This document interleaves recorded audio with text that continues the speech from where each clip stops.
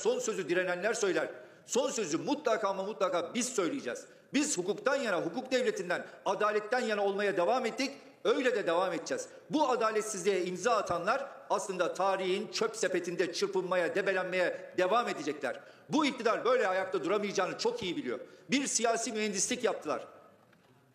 2 tweetle sandılar ki onun arkasına sığınarak bu mühendisliklerini saklayabilecekler. Saklayamazsınız. Bugün ortada dolaşıyorsunuz demokratik anayasa için. Bugün bu meclisin anayasa yapmasını istiyorsunuz.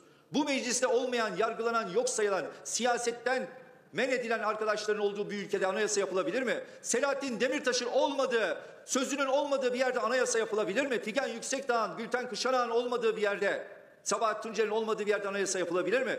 Onların mücadelesi bir demokratik anayasa mücadelesidir. Onların mücadelesi bir demokratik cumhuriyet mücadelesidir. Siz demokratik cumhuriyetten kaçarak, demokratik anayasadan kaçarak